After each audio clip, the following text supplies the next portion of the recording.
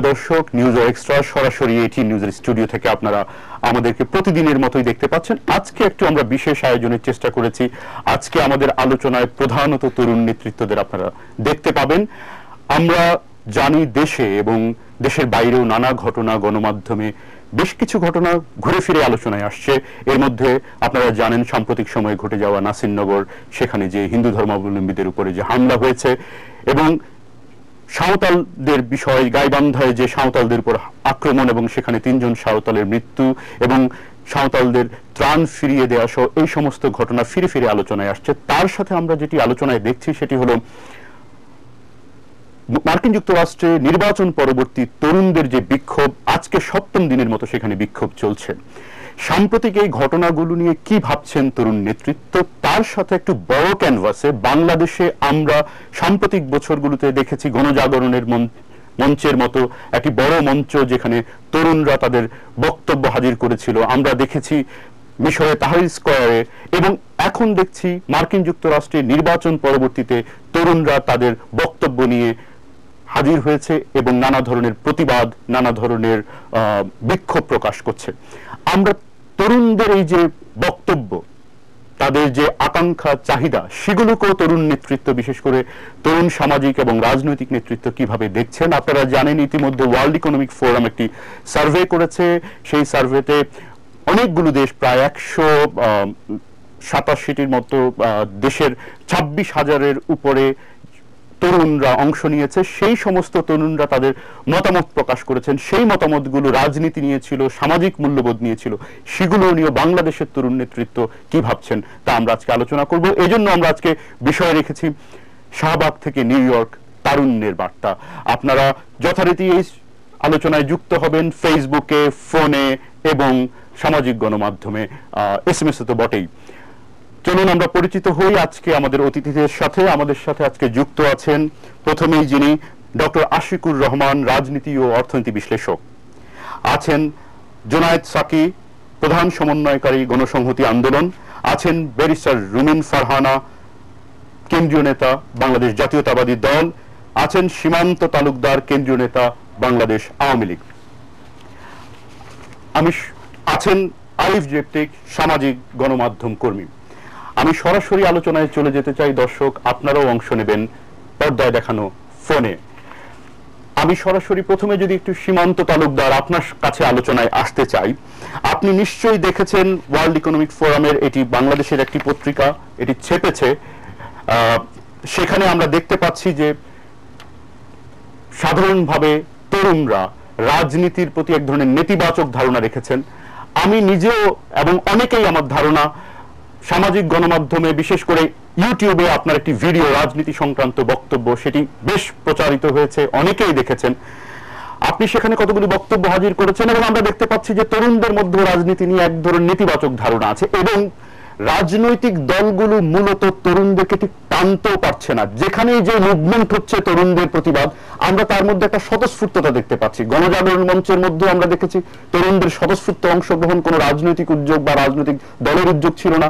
আজকে ট্রাম্প বিরোধী যুক্তরাষ্ট্রে যিনি নতুন প্রেসিডেন্ট নির্বাচিত হয়েছেন, তার বিরুদ্ধে যে প্রতিরোধ বা প্রতিবাদ দেখতে পাচ্ছি, সেখানেও তরুণদের স্বতঃস্ফূর্ত অংশগ্রহণ। এই যে রাজনৈতিক দলের যে ব্যর্থতা তরুণদের রাজনীতিতে টানতে অথবা সামাজিক আন্দোলনে টানতে, সেটাকে আপনি কিভাবে দেখছেন একজন তরুণ রাজনৈতিক নেতা হিসেবে? ধন্যবাদ। তরুণরা তো সবসময়ই প্রচলিত প্রথার বিরুদ্ধে অবস্থান নেয়। প্রচলিত যে ব্যবস্থা, সমাজ ব্যবস্থা বা রাষ্ট্র ব্যবস্থা, সেটাই যখন সন্তুষ্টি অর্জন হয় না, তরুণরা যেভাবে আবেগ নিয়ে, স্বচ্ছতা নিয়ে, নীতি নিয়ে, আদর্শ নিয়ে দেশকে, রাষ্ট্রকে, সমাজকে দেখতে যায়, তার সাথে যখন বাস্তবতার পার্থক্য খুঁজে পায় বা তাদের যে চাওয়া পাওয়াগুলো সেগুলো প্রচলিত ধারায় যখন তারা তার যথাযোগ্য, কি বলবো, যথাযোগ্য প্রতিফলন দেখতে পায় না, স্বাভাবিকভাবেই তরুণরা তার বিরুদ্ধে দেশে দেশে যুগে যুগে বারবার রুখে দাঁড়িয়েছে, প্রতিবাদ করেছে। এটাই স্বাভাবিক। এই স্বাভাবিকতার ধারাবাহিকতাই আজকে সারা বিশ্ব জুড়ে বিভিন্ন জায়গায় তরুণরা প্রতিবাদী হয়ে উঠছে। যার প্রমাণ আপনার বক্তব্য, আপনি বলেছেন তাহরির স্কোয়ারের কথা, কিংবা আজকে মার্কিন যুক্তরাষ্ট্রে ট্রাম্প বিরোধী যে বিক্ষোভ, সেটাতে তারুণ্যের প্রাধান্য, কিংবা তারও আগে আমরা যদি ওয়াল স্ট্রিট অকুপাই আন্দোলনের কথা বলি, সেই আন্দোলনেও আমরা দেখেছিলাম তরুণরাই এগিয়ে এসছে। আমাদের স্বাধীনতা সংগ্রামেও তরুণরাই নেতৃত্ব দিয়েছে। তাই এটা নতুন কিছু নয়, স্বাভাবিকভাবেই তরুণরা প্রতিবাদী হবে, সেটাই হচ্ছে। আর আমার মনে হয় তরুণদের ভাবনার জগৎটা যতই দিন যাচ্ছে বিস্তৃত হয়ে যাচ্ছে, অনেক বেশি বিস্তৃত। আগের চেয়ে, আজকে থেকে 20 বছর আগের চেয়ে আজকের এই তথ্য প্রযুক্তির যুগে জানাশোনার পড়ালেখার গণ্ডিটা অনেক বেড়ে গেছে, তথ্য অনেক বেশি সহজলভ্য হয়েছে। 20 বছর আগে যেই তরুণটা সারা পৃথিবীর কোথায় কি ঘটছে এত সহজে জানতে পারতো না, আজকে কিন্তু অতি সহজেই আমরা ঘরে বসে সারা পৃথিবীর খবর পাচ্ছি। এবং এই যে গ্লোবালাইজেশনের যুগে সারা পৃথিবী পরস্পরের সাথে যুক্ত হয়ে গেছে, যে পৃথিবীর যে কোনো প্রান্তের একটা ঘটনা পৃথিবীর অন্য জায়গায় পৃথিবীর সব মানুষের স্বার্থকে আঘাত করছে। আজকে মার্কিন যুক্তরাষ্ট্রে যে প্রেসিডেন্ট নির্বাচন, সেটা শুধুমাত্র মার্কিন যুক্তরাষ্ট্রের রাজনীতি হিসেবে সীমাবদ্ধ নেই। সেই রাজনীতির অভিঘাত সারা পৃথিবী জুড়ে মানুষের মধ্যে কিভাবে ভূমিকা রাখবে, সেটা নিয়েই তরুণরা ভাবছে। স্বাভাবিকভাবে আমরাও পর্যবেক্ষণ করছি নিবিড়ভাবে। জনাব সীমান্ত তালুকদার, আমি আবারও যদি আপনাকে প্রশ্নটি করি, যে এই যে আপনি যেটা বলছেন যে তরুণরা যা ভাবছে এবং তরুণদের ভাবনার জগৎ বিস্তৃত হচ্ছে, আপনি বলছেন সেই বিস্তৃত ভাবনার জগৎটি কি রাজনৈতিক দল হিসাবে আপনার দল বাংলাদেশ আওয়ামী লীগ ধারণ করতে পারছে? ধারণ করতে পারছে তো অবশ্যই ধারণ করতে পারছে, তবে এটা নিয়ে আলোচনার অবকাশ আছে অনেক। প্রথমত হচ্ছে, আওয়ামী লীগ তো একটি ঘোষিত আদর্শ এবং নীতি নিয়ে তার রাজনৈতিক কর্মকাণ্ড পরিচালনা করে। সেই নীতি আর আদর্শগুলো যাতে বাস্তবায়িত হয়, সেই নীতি আর আদর্শের পক্ষে যাতে দলের কর্মকাণ্ড পরিচালিত হয়, এটা তরুণরা প্রত্যাশা করে। কিন্তু আমাদের সামাজিক অবক্ষয়গত কারণে দীর্ঘদিন ধরে, আমি বলবো এটা রাজনৈতিক ষড়যন্ত্রের অংশ হিসেবেই আমাদের মূল্যবোধের জায়গাগুলো, সংস্কৃতির জায়গাগুলো, সামাজিক সাম্যতার জায়গাগুলোকে নষ্ট করা হয়েছে পরিকল্পিতভাবে। তো সেই পরিকল্পিত দুর্বৃত্তায়নের কারণে, মূল্যবোধের অবক্ষয়ের কারণে, এবং এই যে গণতান্ত্রিক রাজনীতির যেই ধারা, এক ব্যক্তি এক ভোট, ভোটের রাজনীতি, ভোটের জন্য আজকে দেখা যাচ্ছে রাজনৈতিক দলগুলো অনেক সময় বাধ্য হচ্ছে আপোষ করতে, যে জনগণের মনোজগৎ, মন মানসিকতা, রাজনৈতিক দল এর যে ঘোষিত আদর্শ এবং নীতিমালা, অনেক ক্ষেত্রে যদি জনগণের মন মানসিকতা তার কাছাকাছি পৌঁছাতে না পারে, রাজনৈতিক দল সেক্ষেত্রে কিন্তু, সেক্ষেত্রে কি আপনি বাংলাদেশ আওয়ামী লীগের ব্যর্থতা দেখেন? এই অর্থে ব্যর্থতা বলতে পারি যে আজকে যেই তারুণ্যের মধ্যে রাজনীতির প্রতি যে অনীহা, বা রাজনীতিকে দুর্বৃত্তায়িত করার মধ্য দিয়ে রাজনীতিকে একটা স্বার্থ সিদ্ধির হাতিয়ার হিসেবে ব্যবহার করার প্রবণতাটা ৭৫ পরবর্তী ক্ষমতাসীনদের চক্রান্তে বাড়তে বাড়তে এমন পর্যায়ে পৌঁছেছে, সেটার মোকাবেলা করতে যে দল হিসেবে আওয়ামী লীগও সংক্রমিত হয়েছে। আপনার কাছে আবার ফিরবো। ব্যারিস্টার রুমিন ফারহানা, আপনার কাছে যদি আসি, যেটি বলার চেষ্টা করলেন সীমান্ত তালুকদার, বাংলাদেশ আওয়ামী লীগের নেতা, উনি বলছেন যে ৭৫ পরবর্তীতে একটি যে প্রক্রিয়া রাজনীতির, সেটা দ্বারা আওয়ামী লীগ সংক্রামিত হয়েছে।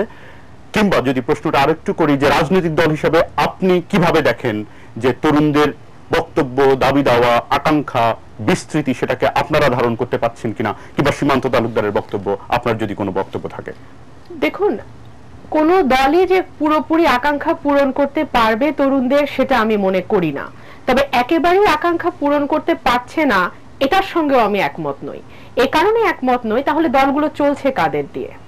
দেখুন, এখন তরুণ যে যুদ্ধে যাবার তার শ্রেষ্ঠ সময়। আপনি ৫২ ভাষা আন্দোলন দেখেন, আপনি ৬৯-এর গণ অভ্যুত্থান দেখেন, আপনি বাংলাদেশের মুক্তিযুদ্ধ দেখেন, সব কিন্তু করেছে তরুণরা। এবং আপনি যে উদাহরণটি দিচ্ছেন শাহবাগ আন্দোলনের কথা, সেখান থেকে শুরু করে আজকে ট্রাম্পের যে বিরোধী আন্দোলন হচ্ছে, লস অ্যাঞ্জেলেসে আমি দেখছিলাম যে স্ক্রলে যাচ্ছে, যে যে তাদের ডাউনটাউনের শিক্ষার্থীরা পথে নেমে এসে বিক্ষোভ করছে, সেও তো তরুণরাই করছে। তো সুতরাং তরুণরা একেবারে সম্পৃক্ত হচ্ছে না বা তরুণদেরকে আমরা আকৃষ্ট করতে পারছি না রাজনীতিতে, এটা বোধহয় পুরোপুরি সঠিক না। আজকে আমরা যে চারজন এখানে বসেছি প্রত্যেকেই কিন্তু তরুণ, এবং তরুণ নেতৃত্ব হিসেবে কিন্তু আপনারা আমাদেরকে আমন্ত্রণ জানিয়েছেন। তবে হ্যাঁ, তরুণদের যে সব স্বপ্ন রাজনৈতিক দলগুলো পূরণ করতে পারছে তা অবশ্যই নয়। আমাদের এখন এই বিশ্বায়নের যুগে আমাদের তরুণদের এক্সপেকটেশনও কিন্তু অনেক হাই, এবং এই কথাটিও সত্যি যে রাজনীতিবিদরা বিগত কয়েক বছরে এমন কোনো আদর্শ তরুণদের সামনে আনতে পারেননি, এমন কোনো লক্ষ্য তরুণদেরকে দেখাতে পারেননি, বা এমন কোনো স্বপ্ন তরুণদের সামনে আনতে পারেননি যার দ্বারা তরুণরা জীবন বাজি রেখে, যেটাকে আমরা বলি, যেটাকে আমরা ৭১-এ দেখেছি, যেটাকে আমরা ৬৯-এ দেখেছি, যেটাকে আমরা ৫২-তে দেখেছি, সেই মুভমেন্টে যে তরুণরা ঝাঁপিয়ে পড়বে তেমন কোনো আদর্শ কিন্তু দলগুলো দেখাতে পারে। আপনি আপনার দল বিএনপির ব্যর্থতা দেখেন? দেখুন, বিএনপি রাজনীতির, ক্ষমতার রাজনীতি যেটা বাংলাদেশে চলে এসছে গত ৪৫ বছরে, সেখানে ১০ বছর হয়ে গেল তারা ক্ষমতার মধ্যে নেই। ১০ বছর পূর্তিও কোন কোন গণমাধ্যম করেছে বিএনপি ক্ষমতার বাইরে। তো সুতরাং এরকম একটি অবস্থায় বিএনপির সার্ভাইভালটাই কিন্তু অনেক বড় প্রশ্ন হয়ে দাঁড়িয়েছে বর্তমান রাজনৈতিক প্রেক্ষাপটে। কিন্তু আমি যদি একটু করে শাহবাগ প্রসঙ্গে আবার জি অবশ্যই আপনি বলবেন। আমি একটু শেষ করি যে এরকম একটি অবস্থায় যে বিএনপি দল হিসেবে এখনো অটুট আছে, অর্থাৎ বিএনপির কোনো শাখা প্রশাখা তৈরি হয়নি। এক, বিএনপির কোনো উল্লেখযোগ্য নেতা অন্য কোন দলে গিয়ে যোগ দেয়নি, এবং বিএনপি তৃণমূল যে এখনো বিএনপির আদর্শটিকে ধারণ করে জীবন বাজি রেখে দলটিকে সমর্থন করে যাচ্ছে, এটি বিএনপির অনেক বড় সাফল্য। জি মিস্টার রুমিন ফারহানা, ছোট্ট করে যদি আপনি উত্তর করেন, সেটি হলো যে শাহবাগের যে বিষয়টি, যেটি হলো যে তরুণদের ভাষাকে বোঝা, আমরা দেখেছি সেই সময় আপনার দল গণজাগরণ মঞ্চকে বলেছে নাস্তিক ব্লগারদের দল। এটাও কি এক ধরনের, আপনি কি মনে করেন যে আসলে ঠিকঠাক তরুণদের বক্তব্যকে কি রাজনৈতিক দল হিসেবে বিএনপি বুঝতে পারছে? আমরা কি রাজনৈতিক ব্যবহার হয়, শাহবাগকে শতধারায় বিভক্ত হয়ে যেতে দেখিনি? আমরা কি আবার শাহবাগের এক পক্ষ আরেক পক্ষকে দুর্নীতির দায়, হিসাবের টাকার হিসেব এবং বিরিয়ানি পার্টি বলতে গালাগালি করতে শুনিনি? আমরা কিন্তু শুনেছি। অর্থাৎ এই আন্দোলনটিকেও কিন্তু এক ধরনের রাজনীতিকরণের চেষ্টা হয়েছে, এবং যার ফলে আন্দোলনটি যে স্বপ্ন নিয়ে সমস্ত শ্রেণী, পেশা, দল, মত নির্বিশেষে যেভাবে শুরু হয়েছিল, আন্দোলনটির পরিসমাপ্তি কিন্তু সেভাবে আমরা হতে দেখিনি। অর্থাৎ এটিকেও একটি রাজনৈতিক মহল খোলা পানিতে মাছ শিকার করবার উদ্দেশ্যে ব্যবহার করতে চেয়েছে, এবং যার পরিণতি স্বরূপ যেইভাবে ঐক্যবদ্ধভাবে আন্দোলনটি হয়েছে, এবং দেখা গেছে যে যারা শুরু করেছিল আন্দোলনটি তারা বেশিরভাগই কিন্তু ছিল অরাজনৈতিক, অর্থাৎ তাদের কোনো বড় রাজনৈতিক দলের ব্যানারে তারা আন্দোলনটি শুরু করেনি। কিন্তু শেষ অবধি কিন্তু এটা বিভিন্ন ধারায় বিভক্ত হয়ে শাহবাগ আন্দোলন কিন্তু আর সে অবস্থায় থাকতে পারেনি। দেশের রুমিন ফারহানা, আবারও আসবো আপনার কাছে। আমি একটু যেতে চাই জুনায়েদ সাকি, প্রধান সমন্বয়কারী গণসংহতি আন্দোলন। আপনারা যে আদর্শের কথা বলেন এবং তরুণদের যে এখনকার চাহিদা, ভাষা, বা আমরা যে জরিপটি দেখলাম, কিংবা আমরা বাংলাদেশ সহ এখন যে মার্কিন যুক্তরাষ্ট্র তরুণদের যে বক্তব্য দেখতে পাচ্ছি, আপনারা যে প্রগতিশীল রাজনীতির কথা বলেন, সেটারও প্রভাব কেন তরুণদের মধ্যে আমরা দেখতে পাই না, কিংবা টানতে পারছেন না, বা ব্যর্থ হচ্ছেন, এই অভিযোগ আপনাদের প্রতি? ধন্যবাদ। আমি জানি না আপনি আমাকে কতক্ষণ সময় দিবেন, প্রশ্ন অনেক বড়, উত্তরটাও অনেক লম্বা করে দেওয়া দরকার, কিন্তু আমি আমি আমি আমার সময়ের মধ্যে সংক্ষেপে কয়েকটি কথা বলি। প্রথমত, তরুণরা, মানে তরুণ কথাটা বলে আমরা কোনো একক আকাঙ্ক্ষা, একক স্বপ্ন আমরা বলতে পারবো না। অর্থাৎ বাংলাদেশের সমস্ত তরুণরা একই রকম স্বপ্ন দেখছেন, একই রকম আকাঙ্ক্ষা করছেন, সেই ভাষাটা কেবলমাত্র ধরতে পারা, এটা আসলে সম্ভবত ঠিক হবে না। সমাজের মধ্যে যে বিরাজমান বিভাজনগুলো থাকে, সেগুলোর প্রভাব তরুণদের মধ্যেও আছে, এবং তার দ্বারা তাদের মধ্যেও সেই বিভাজনগুলো ক্রিয়াশীল। কিন্তু একটা প্রজন্ম থেকে আরেকটা প্রজন্ম সময়ের যে বদল ঘটে, সেক্ষেত্রে রাজনীতি, একটা দেশের রাজনৈতিক ব্যবস্থা, অর্থনীতি, অন্যান্য সামাজিক প্রতিষ্ঠান, সবকিছু যে পরিবর্তনের প্রয়োজনীয়তাটা দেখা দেয়, সেইটা তরুণদের মানে আকাঙ্ক্ষার সাথে যুক্ত হয়ে পড়ে, কারণ তারা পরিবর্তিত পরিস্থিতিগুলোর জন্য তাদের দিক থেকে চাহিদাটা বেশি থাকে। সেই জায়গা থেকে সেই রকম পরিবর্তনের রাজনীতিটা সামনে আনা যাচ্ছে কিনা, সেটা খুব গুরুত্বপূর্ণ বিষয়। এবং বেশিরভাগ ক্ষেত্রেই আমরা দেখি যে রাজনৈতিক দলগুলো ওই জায়গায় তারা তরুণদের ভাষা কিংবা তরুণদের আকাঙ্ক্ষা ধরতে পারছেন কিনা, সেই অনুযায়ী ভাষা নির্মাণ করতে পারছেন কিনা, সেইটাও আপনি সম্ভবত বোঝাতে চাচ্ছেন। আপনারা পারছেন কিনা? এখন প্রশ্ন হচ্ছে যে এই যে তরুণরা কাজ করবেন, আপনি ধরুন মার্কিন যুক্তরাষ্ট্রের ক্ষেত্রে আপনি সামনে এনেছেন, মার্কিন যুক্তরাষ্ট্রে আজকে তরুণদের যে ভূমিকা, এটা মানে বলা যাবে না যে এই একই রকম ভূমিকা আমরা গত 20 বছর 30 বছর একইভাবেই ছিল। মার্কিন যুক্তরাষ্ট্রের তরুণদের এই ভূমিকা ক্রমাগতভাবে এটা তৈরি হচ্ছে, এবং মার্কিন যুক্তরাষ্ট্রের অভ্যন্তরীণ রাজনীতি অর্থনীতির যে পরিবর্তনগুলো ঘটছে, তার প্রতিক্রিয়া যেভাবে তৈরি হচ্ছে, সেটার একটা পরিণতি আকারে আমরা এই তরুণদের ভূমিকাটা দেখতে পাচ্ছি। সেক্ষেত্রে কেন এই ডোনাল্ড ট্রাম্পের প্রেসিডেন্ট হওয়া এবং তার বিপরীতে এই ধরনের আন্দোলন হচ্ছে, সেটা অনেকগুলো বিষয় এখানে সামনে আনতে হবে। সেখানে আমি আপাতত না গিয়ে আমি আসছি বাংলাদেশের পরিপ্রেক্ষিতে, যে যেখানে বাংলাদেশের তরুণদের রাজনৈতিক ভূমিকা কিন্তু আরো অনেক বেশি মানে গৌরবজনক এবং তার বিরাট একটা ঐতিহ্য আছে। আপনি পুরো 60-এর দশক যদি দেখেন, সেটা সবচেয়ে উজ্জ্বল জায়গা।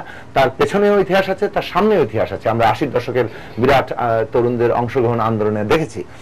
কেন বাংলাদেশে এখন তরুণদের রাজনৈতিক সংগ্রামে কিংবা প্রতিরোধের সংগ্রামে, অন্যায়ের বিরুদ্ধে, একটা স্বৈরাচারী ব্যবস্থার বিরুদ্ধে তার দাঁড়ানোর ক্ষেত্রে তার যে একটু নিষ্ক্রিয়তা দেখা যাচ্ছে, সেটা আমাদের হয়তো বিশ্লেষণ করতে হবে। কিন্তু এটার বলার আগে এটাও বলে নেওয়া দরকার, এখনো পর্যন্ত বাংলাদেশে যা কিছু ঘটছে, আপনি সেটা দেশের অস্তিত্বের প্রশ্ন বলেন, দেশের গণতান্ত্রিক অধিকার রক্ষার প্রশ্নে বলেন, কিংবা সুন্দরবন রক্ষার প্রশ্নে বলেন, তরুণরাই কিন্তু সেই জায়গায় তাদের অংশগ্রহণগুলো আপনি আশা করছেন সেই মাত্রায় আপনি হচ্ছে না। কেন হচ্ছে না?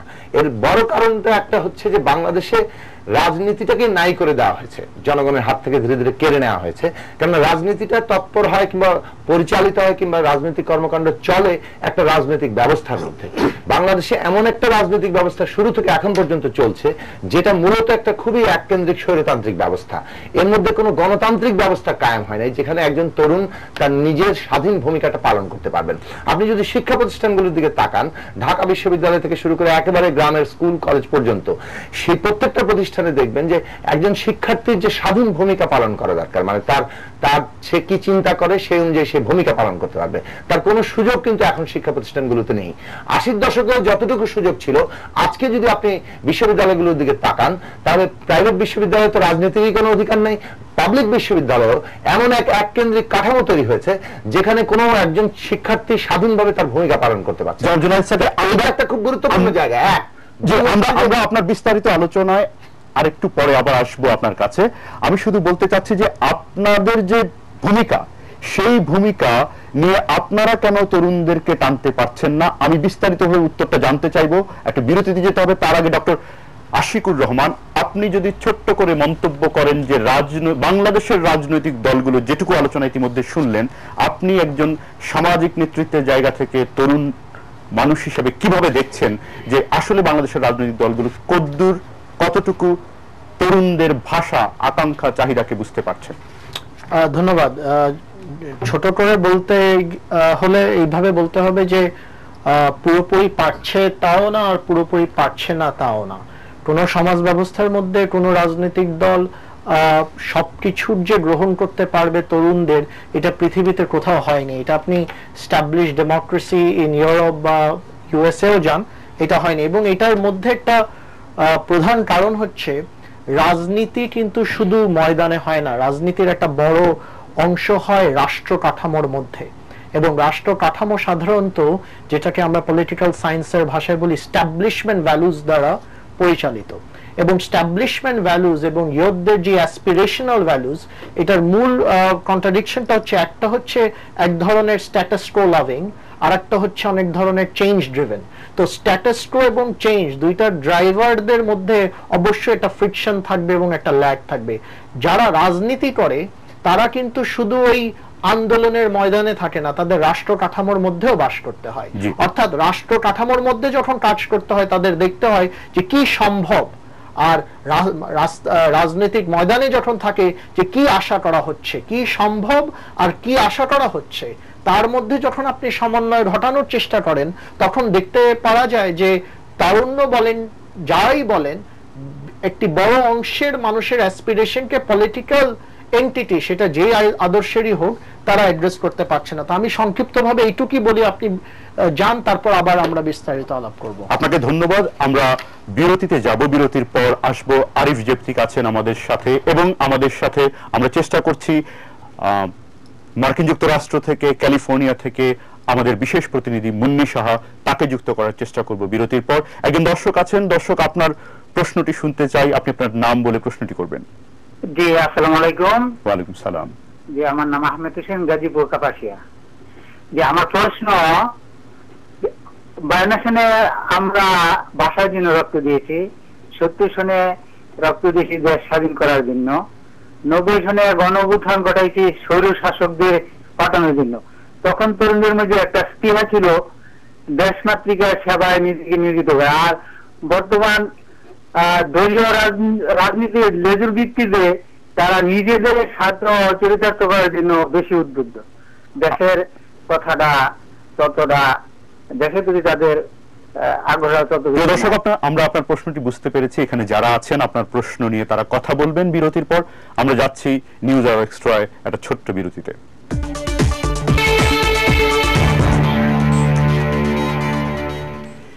প্রিয় দর্শক, আপনারা দেখছেন নিউজ আওয়ার এক্সট্রা সরাসরি এটি নিউজের স্টুডিও থেকে, এবং আজকে আমরা যথারীতি বলেছি একটু বিশেষ আয়োজন।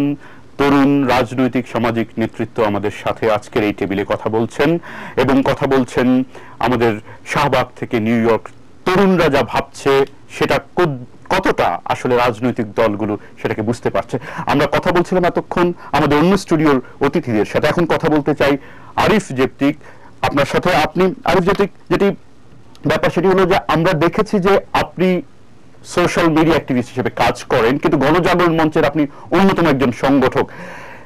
আপনার কি মনে হয় রাজনৈতিক দলগুলো, বাংলাদেশের অভিজ্ঞতা বলুন বা মার্কিন যুক্তরাষ্ট্রের সাম্প্রতিক অভিজ্ঞতা, সে সময় আমরা দেখেছি আপনারা বলেছেন ধর্মের কোনো রাজনৈতিক ব্যবহার নয়, ধর্ম দিয়ে কোনোভাবে দেশকে বিভক্ত করা যাবে না।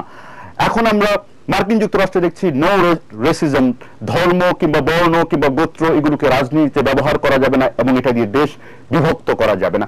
আমাদের দেশের রাজনৈতিক দলগুলো কি তখন আপনাদের সেই আন্দোলনের ভাষাটা আসলে বুঝতে পেরেছিল? এটা কখনোই আশা করা ঠিক নয় যে রাজনৈতিক দলগুলো আজকের যুগে এসে তরুণদের ভাষা বুঝতে পারবে, কারণ সচেতন ভাবে 90 সাল থেকে তারা এটা না বোঝার এক ধরনের চেষ্টা চালিয়ে যাচ্ছেন। আপনি দেখবেন যে 1990 সালে যখন এরশাদের পতন ঘটে তার আগ পর্যন্ত ডাকসু ক্রিয়াশীল ছিল। আমরা এরশাদকে স্বৈরাচার বলি, তারপরে আমরা যে গণতন্ত্র নিয়ে আসলাম অসংখ্য মানুষের প্রাণ দিয়ে, অসংখ্য তরুণের প্রাণ দিয়ে, সেই গণতন্ত্রে আমাদেরকে ক্যাম্পাসে একমুখী একটা রাজনীতি শুরু হলো, এবং সেখানে ডাকসু থেকে শুরু করে একেবারে মফস্বলের কলেজের যে ছাত্র সংসদ নির্বাচনটা হতো এটা সুকৌশলে বন্ধ করে দেওয়া হলো। আজকে 25-26 বছর ধরে বাংলাদেশের কোনো ক্যাম্পাসে ছাত্র রাজনীতির কোনো প্রতিষ্ঠানবদ্ধ চর্চা করার কোনো সুযোগ রাখা হয়নি। এটাকে যদি আমরা বিশৃঙ্খল এবং বিচ্ছিন্ন ঘটনা হিসাবে দেখি তাহলে কিন্তু ঘটবে না। তরুণদের এই ভাষা, তরুণদের এই আগমনকে ঠেকানোর জন্য এক ধরনের রাজনৈতিক কলা কৌশল সবসময় জারি ছিল, এবং এই জারি থাকার প্রমাণটাই হচ্ছে যে এই ছাত্র রাজনীতির উপর এই ধরনের খড়গহস্ত।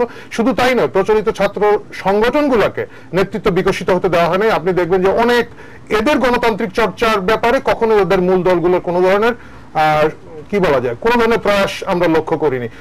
বিশৃঙ্খল ভাবে হঠাৎ করে করা হয়েছে, কিন্তু এর বাইরে বিভিন্ন জায়গায় যার কারণে গ্রুপগুলো তৈরি হয়, দল উপদল কোন দলে আরো অনেক তরুণরা প্রাণ হারিয়েছেন। সুতরাং রাজনৈতিক দলগুলো তরুণদের ব্যাপারে বিশেষ করে 90 সালের পর থেকে আমার কাছে মনে হয় এক ধরনের শঙ্কার মধ্যে ছিলেন, এবং তারা চেষ্টা করেছেন যাতে খুব বেশি এদের কথা শোনা না হয়। যার কারণে এখন যে রাজনৈতিক, আপনারা ট্রাম্প বিরোধীর কথা বলছেন, আপনি সাম্প্রতিক কালে দেখেন নাসিরনগরে সংখ্যালঘুদের উপর আক্রমণ করে শাহবাগে যে বড় প্রটেস্টটা হয়েছে এটা কিন্তু তরুণরা নেতৃত্ব দিয়েছেন, কিন্তু তথাকথিত অনেকগুলো রাজনৈতিক ছাত্র সংগঠন থাকার পরেও এইটা কিন্তু অরাজনৈতিক তরুণরাই নেতৃত্ব দিয়েছেন। ঠিক আগে আপনি ভ্যাট বিরোধী আন্দোলনের কথা যদি বলেন, ভ্যাট বিরোধী আন্দোলনে আপনি দেখবেন অরাজনৈতিক তরুণরা, যাদেরকে আমরা বেসরকারি বিশ্ববিদ্যালয় আমরা ধরেই নেই ননি মাখন খাওয়া ছেলেরা, যেটা মোটেও সত্য নয়, যে যারা রাজনীতি বুঝে না বলে আমরা দাবি করে থাকি, তারাই কিন্তু রাজপথে নেমেছেন এবং তাদের দাবি আদায় করেছেন। যার কারণে রাজনৈতিক দলগুলোর সাথে তরুণদের বিভিন্ন ধরনের এক ধরনের যোগাযোগের কি বলা যাবে এই ব্রিজটা তারা উভয় পক্ষ থেকেই এখন আমার কাছে মনে হচ্ছে এটা খুবই বিপজ্জনক প্রক্রিয়া, যদিও তারা চেষ্টা করছেন না। যার কারণে এই যে একটু আগে আহমেদ হোসেন বলে যে দর্শক আমাদেরকে প্রশ্ন করেছেন গাজীপুর থেকে, তিনি যেটা বলেছেন যে তরুণদের সামনে তো আসলে আজকে রাজনৈতিক দলগুলো কোনো আদর্শ দিতে পারছে না, এবং এই আদর্শ না দিতে পারার কারণে তরুণরা প্রচলিত রাজনীতির ধারা থেকে একটু বিমুখ, কিন্তু এর মানেই নয় যে তারা রাজনীতি থেকে বিমুখ আছেন। এখন যে কথাটা হচ্ছে যে ধর্মভিত্তিক রাজনীতির বিষয়টা বা এটা ধর্মভিত্তিক রাজনীতির বিষয় নয়। বিষয়টি হচ্ছে আগামী বাংলাদেশকে বিভাজনের জায়গায় দিতে দেওয়া যাবে না। আগামী বাংলাদেশকে একটা ঐক্যবদ্ধ প্রয়াসের মধ্য দিয়ে উঠে দাঁড়াতে হবে, এবং উঠে দাঁড়াতে গেলে রাষ্ট্রের যে বিপক্ষ শক্তি, রাষ্ট্রের উঠে দাঁড়ানোর বিরুদ্ধে যে লোকজন আছে তাদেরকে আসলে সুযোগ যাতে তারা না পায়, অপরাজনীতি এবং অপসংস্কৃতির বিকাশটা না হয়, এটার বিরুদ্ধে এক ধরনের সচেতনতা জারি থাকতে হবে। এর মানে এই না যে আরেকজনকে গিয়ে কিলিয়ে কাঁঠাল পাকাতে হবে, সেটা আমি বলছি না, কিন্তু এই রাজনীতি জারি থাকবে এবং এই দ্বন্দ্বের রাজনীতিটাকে কিন্তু আপনাকে উৎসাহিত করতে হবে। এই রাজনীতির মধ্য দিয়ে কিন্তু ভালো জিনিস আসবে। আমি যদি আরিফ জেফতিকের পরে একটু কথা বলতে চাই, আবারও জনাব সীমান্ত তালুকদার আপনার সাথে, যে আপনি দর্শকের প্রশ্নটি শুনেছেন, তিনি বলেছেন যে রাজনৈতিক দলগুলো এখন আর আদর্শ নিয়ে কাজ করছে না, যেমন করে আমরা আগে দেখেছি, এখন তারা তাদের স্বার্থের জন্য কাজ করছে, প্রথমত। আর দ্বিতীয়ত, আরিফ জেফতিক যে প্রশ্নটি তুললেন যে আসলে 90 পরবর্তীতে রাজনৈতিক দলগুলো তরুণদের নিয়ে ঠিক তেমন করে আর ভাবছেই না, বরঞ্চ সাম্প্রতিক সময় যতগুলো আন্দোলন দেখা গেছে সেখানে তরুণরা স্বতঃস্ফূর্তভাবে আন্দোলনে এসেছেন, কোন রাজনৈতিক দল তাদের সংগঠিত করেনি কিংবা টানতেও পারেনি। আপনি কি বলবেন? রাজনৈতিক দলগুলো তরুণদের আকৃষ্ট করতে পারছে না, আমি এই বক্তব্য ঢালাওভাবে এই বক্তব্যের সাথে একমত নই। এখানে দেখুন, বাংলাদেশের রাজনীতি নিয়ে যদি আপনি আলোচনা করতে চান, তরুণের অংশগ্রহণ আলোচনা করতে চান, যেই পার্সপেক্টিভে আলোচনা করতে চান, এখানে আপনার প্যারামিটার হিসেবে আসবে মুক্তিযুদ্ধ। কারণ তরুণরাই মুক্তিযুদ্ধের মধ্যে দিয়ে একটা আদর্শিক বাংলাদেশের স্বপ্ন দেখেছিল। ৭৫ পরবর্তী সময়ে দীর্ঘ 15 বছর তার বিপরীত ধারায় রাষ্ট্র পরিচালিত হয়েছে এবং রাষ্ট্রীয় পৃষ্ঠপোষকতায় ছত্রছায়ায় আমাদের সংস্কৃতি, বাঙালি জাতীয়তাবাদ, আমাদের মূল্যবোধ, নীতি, নৈতিকতা, আদর্শের সব জায়গাগুলোকে অত্যন্ত কৌশলে বিনষ্ট করা হয়েছে। শিক্ষা প্রতিষ্ঠানগুলোতে যে মূল্যবোধের চর্চা, সেটা বিনষ্ট হয়েছে। আমরা মেক পলিটিক্স ডিফিকাল্ট আর মানি ইজ নো প্রবলেম, এই স্লোগান দুটোকে এমনভাবে প্রতিষ্ঠিত করেছি, রাজনীতি করতে হলে অর্থের কোনো বিকল্প নেই, যেন তেন প্রকারণ যে কোনো মূল্যে অর্থ লাগবেই। আর দেখুন, দিন শেষে প্রত্যেকটা রাজনৈতিক দলকে কিন্তু নির্বাচন মোকাবেলা করতে হচ্ছে, জনরায় নিতে হচ্ছে। সেই জায়গায় যে দেখা যাচ্ছে আজকে জনমানসেও একটা ব্যাপক পরিবর্তন। জনগণ আসলে কতটুকু আদর্শ, মূল্যবোধ এগুলো বিবেচনা করে রাজনীতিতে অংশগ্রহণ করছে, নাকি শুধু 5 বছর পর ভোটের দিন ভোট দিয়েই রাজনীতির দায়িত্ব শেষ করছে। আমরা আরবান সোসাইটিতে, শহুরে মধ্যবিত্ত শ্রেণী যেভাবে রাজনীতিতে সক্রিয়, বা উচ্চবিত্ত শ্রেণী তাদের স্বার্থগত কারণে যেভাবে রাজনীতিতে সক্রিয়, গ্রামের খেটে খাওয়া সাধারণ মানুষের সন্তান, কৃষকের সন্তান, শ্রমিকের সন্তান, যে তার সামাজিক অবস্থান বৃদ্ধির স্বপ্ন দেখে, তার ভবিষ্যতের নিরাপত্তার স্বপ্ন দেখে, তার কাছে রাজনীতি এখন অনেক কাছের বিষয় নয়। তার চাইতেও সে কি করে তার পড়ালেখাটা আরো একটা ভালো জায়গায় পড়তে পারে, বা তার পড়ালেখা শেষ করে একটা চাকরির নিশ্চয়তা কি করে পেতে পারে, কিংবা একটা ব্যবসা বাণিজ্যের সুযোগ কি করে পেতে পারে। জনাব সীমান্ত তালুকদার, আমি যদি আপনাকে আবারও প্রশ্নটি করি, সেটি হলো যে আপনি যেটি বলছেন যে ভোটের রাজনীতির কারণে অনেক কিছুর সাথে আপোষ করতে হচ্ছে রাজনৈতিক দলগুলোকে, যদি আমি বুঝে থাকি আপনার, আমি সেটা বলছি না, আমি বলতে চাইছি জনমানুষেই একটা সুবিধাবাদ আস্তানা গেড়েছে। জনমানুষে, হ্যাঁ, আমি বলতে চাইছি সমাজের মধ্যে গেড়েছে, সমাজের মধ্যে, কিন্তু সমাজের নেতৃত্ব তো রাজনৈতিক দলগুলো দিয়ে থাকে, তাহলে সেই দায় কার, জনসমাজের না রাজনৈতিক দল? আমি এই জায়গাটাতেই কথা আলোচনাটা আনতে চাইছিলাম যে আসলে কি রাষ্ট্র দিয়ে আমরা সমাজ গড়ে তুলতে পারি, নাকি সমাজ রাষ্ট্র পরিচালনায় ভূমিকা রাখে? আমি রাষ্ট্র দিয়ে, রাজনীতি দিয়ে তো সামাজিক মূল্যবোধ গড়ে তুলতে পারবো না। সামাজিক মূল্যবোধ গড়ে তোলার জন্য রাজনীতিদের বাইরে সমাজের অন্যান্য অংশের, অন্যান্য শ্রেণীর অনেক দায়িত্ব আছে।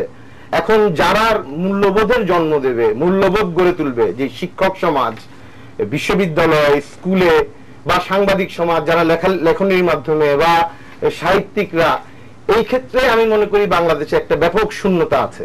জনাব জুনায়েদ সাকি, যেটি সীমান্ত তালুকদার বলছেন যে রাজনীতি বা রাষ্ট্র কি সামাজিক মূল্যবোধ গড়ে তুলবে, না সামাজিক মূল্যবোধের উপর রাজনীতি দাঁড়াবে? আপনি আমি খুব দ্রুত এই জিনিসটা বলি। প্রথমত এইটার প্রভাব কিন্তু পারস্পরিক, কেবলমাত্র সমাজ তো কোনো রাষ্ট্রের বাইরে থাকতে অবস্থান করতে পারে না, রাষ্ট্র সমাজের মধ্যে ক্রিয়াশীল, এবং রাষ্ট্র সমাজকে এমন ভাবে প্রভাবিত করে যে অনেক ক্ষেত্রে পুরো সমাজের ভেতরের সমস্ত প্রতিরোধগুলোকে কখনো কখনো নাই করে দিতে পারে, যেমনটা আমরা বর্তমান বাংলাদেশে দেখতে পাচ্ছি।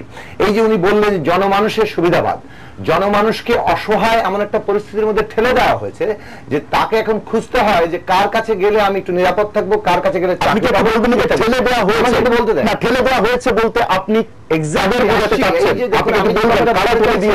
যে কেবলমাত্র 75-এর পরবর্তী ধরলে হবে না, 72 সাল থেকে আমাদের ধরতে হবে, রাষ্ট্র প্রতিষ্ঠা পত্তনের পর থেকে ধরতে হবে কি ঘটনা ঘটেছে। 73 সালে একটা ডাকসু নির্বাচন এখানে কিন্তু হতে পারেনি, ব্যালট বাক্স ছিনতাই হয়েছে, ভুলে গেলে চলবে না। এবং আমরা এমন কোন রাজনৈতিক ব্যবস্থা যে ব্যবস্থার মধ্যে একটা বিরোধী রাজনৈতিক চর্চা গণতন্ত্রের জন্য যে অপরিহার্য, সেটা কিন্তু আমরা প্রতিষ্ঠা করতে পারিনি। সাংবিধানিক ভাবে সেই কাঠামোর মধ্যে সেটাকে ধারণ করার জায়গাটাতে আমরা পৌঁছতে পারিনি। এই যে না পারাটা, সবকিছু এক কেন্দ্রিক ক্ষমতা দখলের জায়গায় নিয়ে যাওয়াটা আজকে কি করেছে, একজন বিশ্ববিদ্যালয়ের ছাত্র সে কি, আর তরুণরা কেবলমাত্র কিন্তু শিক্ষার্থী না, বিরাট তরুণদের অংশ এখন শ্রমিক, বিরাট তরুণদের অংশ কৃষক, আমাদের প্রবাসী শ্রমিকদের বড় অংশ তরুণ। আমি ওই প্রসঙ্গে আসবো, কিন্তু আমি শিক্ষার্থীদের কথাটা একটু বলতে চাইছি প্রথমে, যে একজন বিশ্ববিদ্যালয়ের শিক্ষার্থী সে কখনোই স্বাধীনভাবে তার শিক্ষা কার্যক্রম থাকতে পারে না। সে যদি শিক্ষকদের খুশি না করে, তাহলে তার চাকরি, বিশ্ববিদ্যালয়ে সে ভালো রেজাল্ট করে চাকরি পাবে কিনা সে ব্যাপারে নিশ্চয়তা নেই, সে ঠিকঠাক মতো পাস করবে কিনা সে ব্যাপারে নিশ্চয়তা নেই। সে হলে যদি সে মানে স্বাধীনভাবে থাকতে চায়, তাহলে সে হলে সিট পাবে না। এই যে তার পুরো পরিস্থিতিতে তাদেরকে তৈরি করা হয়েছে, এবং এই নিয়ে কোনো প্রতিকারের ব্যবস্থা নাই। এখন বিশ্ববিদ্যালয়ের প্রশাসন কেন এরকম বসংবাদ প্রতিষ্ঠান হলো, বিশ্ববিদ্যালয়ের অধিকাংশ শিক্ষকরা কেন বরকন্দাজ, আজকে দলীয় রাজনীতির বরকন্দাজে পরিণত হলেন, তাদের সেই আত্মমর্যাদা কিভাবে এখানে নষ্ট হয়েছে প্রথম থেকে শুরু করে, আর ধীরে ধীরে এই পুরো প্রতিষ্ঠানগুলোকে খেয়ে ফেলা হয়েছে। পাকিস্তান আমলে যেটা পারা যায়নি, যে যারা এমনকি রাষ্ট্রভাষা আন্দোলন থেকে শুরু করে স্বাধীনতার আন্দোলনে আছেন, তারা কিন্তু অনেকেই ভালো রেজাল্ট করছেন এবং তারা বিশ্ববিদ্যালয়ের শিক্ষক হয়েছেন। বিশ্ববিদ্যালয়ে একটা প্রশাসন থাকা, আমি একটু কথাটা শেষ না করলে একটু ঝামেলা হবে। জি, বলটা হচ্ছে যে এই যে পাকিস্তানপন্থী প্রশাসন থাকা সত্ত্বেও বিশ্ববিদ্যালয়গুলো কিন্তু এই পর্যায়ে নেমে যায়নি, অর্থাৎ ছাত্রদের যে ন্যূনতম কিছু অধিকারের জায়গা থাকে, আজকে সেটা এক কেন্দ্রিক একটা ক্ষমতার বাইরে আর কোনো অধিকার কার্যকর নাই। এই পরিস্থিতি ছাত্রদেরকে কোথাও রাজনীতিতে নিয়ে আসতে পারছে না। যেটা একটু আগে আরিফ জেত্তিক বললেন, বাংলাদেশে কোথাও কোনো নির্বাচন নাই, এবং সেটা 90-এর পরে তো একেবারেই নাই। রাজনৈতিক দলগুলো কোনোভাবেই ছাত্রদের কোনো আন্দোলন সংগঠিত করতে পারছেন না, বা তরুণদের আশাকাঙ্ক্ষা নিয়ে যতগুলো আন্দোলনের মধ্যে হয়েছে, কোনোটাতে রাজনৈতিক সংগঠন হিসাবে রাজনৈতিক দলগুলোর কোনো ভূমিকা ছিল না, সেগুলো স্বতঃস্ফূর্ত ছিল। তাহলে তরুণরা তো, আপনার কথাটা পুরোপুরি সঠিক নয়। প্রথমত ইভেন ব্যাট বিরোধী আন্দোলনেও সমস্ত আমাদের ছাত্র সংগঠনের সমস্ত প্রগতিশীল ছাত্র সংগঠনগুলোর গুরুত্বপূর্ণ ভূমিকা ছিল, তাদের সাথে সাধারণ ছাত্ররা যুক্ত হয়ে আন্দোলন করেছেন।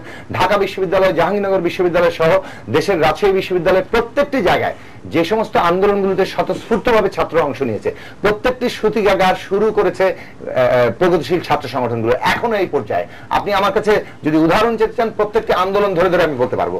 আমি যে কথাটা আসতে চাইছি, যে প্রগতিশীল ছাত্র সংগঠনগুলো একসময় বড় প্রভাব ছিল, কিন্তু সেই প্রভাবটা একটা ব্যাপক রাজনৈতিক পরিবর্তন ঘটাতে পারেনি, কারণ প্রগতিশীল রাজনৈতিক দলগুলো তাদের সাফল্য সৃষ্টিতে ব্যর্থতা দেখিয়েছে, তাদের আদর্শিক বিচ্যুতি অনেক ক্ষেত্রে ঘটেছে, সেটা একটা কারণ। কিন্তু কোন একটা বিশেষ দল কিংবা কোন একটা বিশেষ নেতৃত্বের আদর্শিক বিচ্যুতি ঘটতে পারে, তারপরেও তো নতুন প্রজন্ম আসবে, রাজনীতির পরিবর্তন ঘটবে। এটা না ঘটার মূল কারণ হচ্ছে বাংলাদেশের রাজনৈতিক ব্যবস্থার মধ্যে কোন শিক্ষার্থীর, কোন শ্রমিকের, কোন একজন কৃষকের স্বাধীন রাজনৈতিক ভূমিকা পালনের কোন সুযোগ নাই। শ্রমিকরা ইউনিয়ন করতে পারে না, ছাত্ররা ছাত্র সংসদ করতে পারে না, এমনকি তার শিক্ষার্থী জীবনটাও মেরুদণ্ডহীন, মাথা নিচু করে রাখা হয়। এই অসহায় পরিস্থিতি তাকে ক্ষমতাবান নেতৃত্বের পেছনে পেছনে ছুটতে বাধ্য করে, চাকরির জন্য, নিরাপত্তার জন্য। আমাদের বিদ্যমান শাসক শ্রেণীর গণবিরোধী রাজনীতি আমি অবস্থা আবারও আপনার কাছে আসবো। আমি একটু যেতে চাই ডক্টর আশিকুর রহমান আপনার কাছে, যে কতগুলো সাধারণ চাওয়া আপনি যদি দেখেন তরুণদের, আমরা যে ওয়ার্ল্ড ইকোনমিক ফোরামের জরিপেও দেখেছি, সেটা হলো যে সাধারণভাবে তারা রাজনৈতিক নেতৃত্বের কাছ থেকে সুশাসন আশা করে, ন্যায্যতা আশা করে, তারা ধর্মের রাজনৈতিক ব্যবহার দেখতে চায় না, সংঘাত দেখতে চায় না। এই যে সাধারণ কতগুলো তরুণের প্রত্যাশা, সেগুলোর ব্যাপারে কেন রাজনৈতিক দলগুলো, বাংলাদেশ বলি কিংবা আমরা মার্কিন যুক্তরাষ্ট্রে নির্বাচন পরবর্তীতে সেখানেও দেখছি যে এই বক্তব্যগুলো উঠে আসছে, আপনার পর্যবেক্ষণ কি, সেগুলো কেন পাচ্ছি না আমরা? ধন্যবাদ। না, সাম্প্রতিক আলোচনার মধ্যে থেকে একটু বলতে হয় জিনিসটা, আমাদের সমাজ যে সম্পূর্ণ ব্যর্থ বা রাজনীতি যে সম্পূর্ণ ব্যর্থ, যেটা হয়তো একটু আলোচনা শুনলে মনে হবে, তাও না। বাংলাদেশ ৭৫-৭১-এর পর থেকে আজকে যদি বাংলাদেশ যেখানে দাঁড়িয়ে আছে, পৃথিবীর খুব কম সমাজবিজ্ঞানী বলবে বাংলাদেশ রাষ্ট্র হিসাবে ব্যর্থ হয়েছে, বা সমাজ হিসাবে ব্যর্থ হয়েছে, বা অর্থনীতি হিসাবে ব্যর্থ হয়েছে। হ্যাঁ, politics is a human Endeavour, এখানে ভুল হবে, এবং এখানে স্বার্থ জড়িয়ে যাবে এবং এখানে মিসম্যাচ থাকবে এক্সপেকটেশন এবং অ্যাসপিরেশনের মধ্যে এবং হোয়াট ইজ ডেলিভার্ড তার মধ্যে। তাই আমি সম্পূর্ণ নেগেটিভ পিকচারটা দেখব না, কারণ যদি আমরা মনে করি, একটা সিম্পল এক্সাম্পল দিই, অমর্ত্য সেনের কথা দিয়ে যাই, যে বাংলাদেশে সার্বিক স্যানিটেশনের যে জায়গাটা, লাইফ এক্সপেক্টেন্সির যে জায়গাটা, চাইল্ড মর্টালিটির জায়গাটা, এটা তো সাধারণ মানুষের দাবি ছিল। পলিটিশিয়ানরা যদি রেসপন্ড নাই করে থাকতেন তাহলে কিভাবে এই অর্জনগুলি আসলো? আমাদের দেশে আমরা পলিটিক্যাল রেটরিকের মধ্যে এই ধরনের অবস্থা হয়ে গিয়েছে যে আমরা সম্পূর্ণ একটা ব্ল্যাক পিকচার না দিতে পারলে হয়তো আমরা মনে করি বক্তব্যটা ভালো হয়নি। বাট বিষয়টা হচ্ছে, বাস্তবতার জায়গা হচ্ছে, কোন ডেভেলপিং কান্ট্রিতে পলিটিক্স ইজ নট 100% ক্লিন।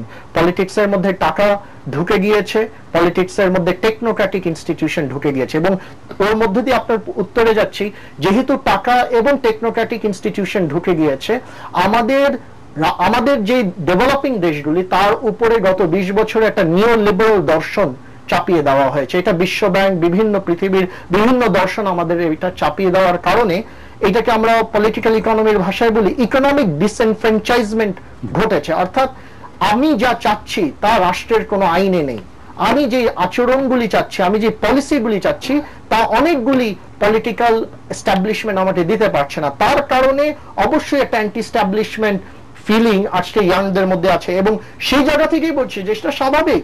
যদিও এই পোল নিয়ে আমার কিছু কোয়েশ্চেন আছে, কারণ আমি সেই আলোচনায় আবারও যাব। আমরা একটু করে, আপনি যেটা বললেন যে অ্যান্টি এস্টাবলিশমেন্ট একটা ফিলিং, জি আমরা দেখতে পাচ্ছি।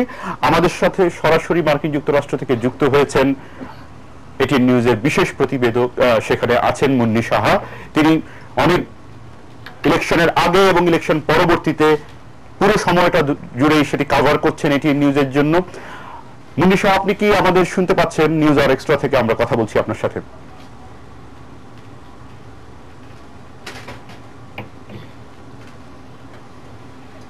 মুন্নি সাহা, আপনি কি আমাদের শুনতে পাচ্ছেন?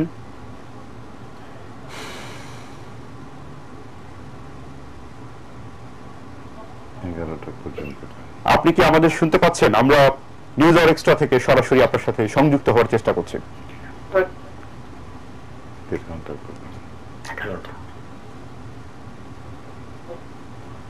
আমরা বোধহয় লাইনটি খুব পরিষ্কার ভাবে পাচ্ছি না এখনো।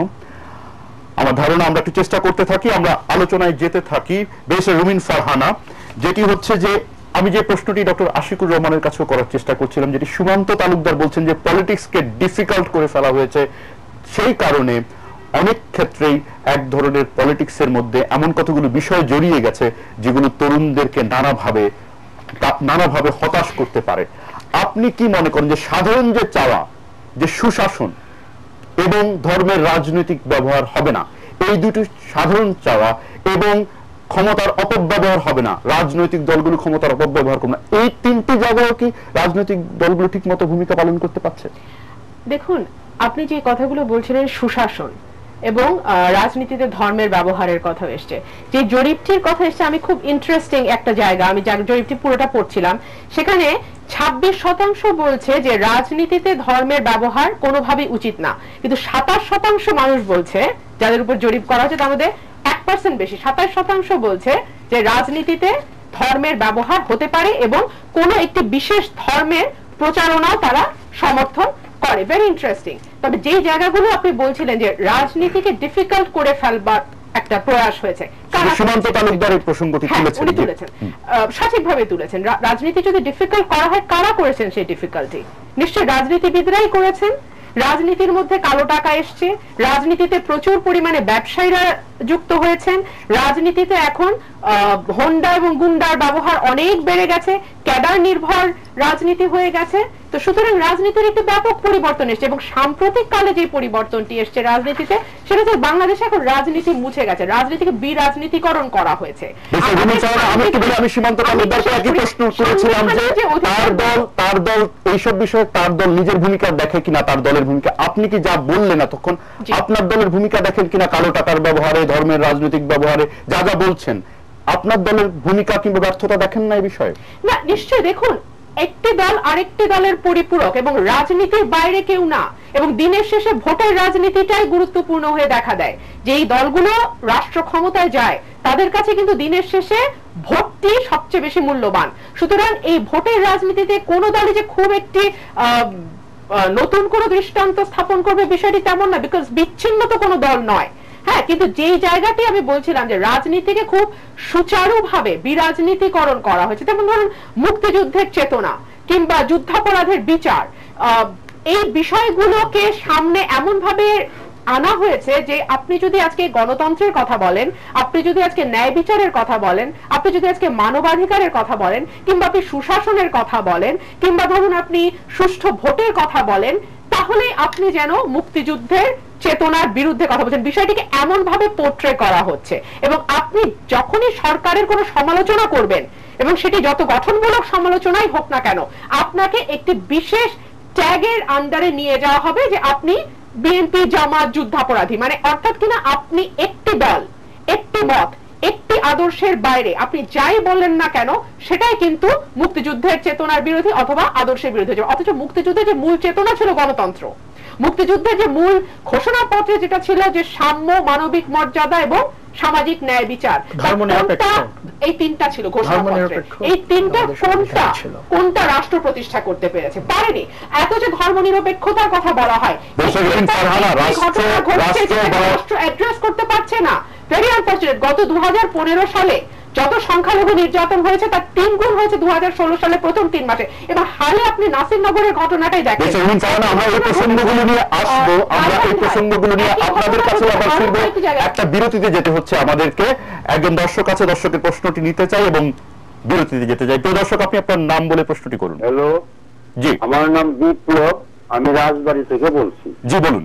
বর্তমানে আমাদের দেশের যুব সমাজ চরম বিভ্রান্তির মধ্যে আছে, কারণ দেশে সৎ আদর্শবান রাজনৈতিক নেতার খুবই অভাব। এমন নেতা পাওয়া কঠিন হবে যিনি রাজনীতি করতে এসে যার সম্পদের পরিমাণ বৃদ্ধি পায় নাই।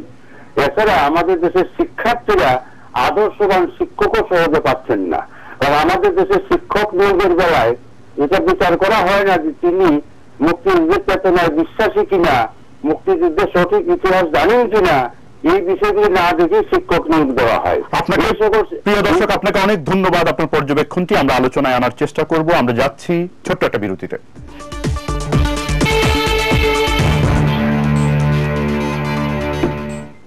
প্রিয় দর্শক, আবারও স্বাগত নিউজ আওয়ার এক্সট্রায়। দেখছেন সরাসরি এটি নিউজের স্টুডিও থেকে।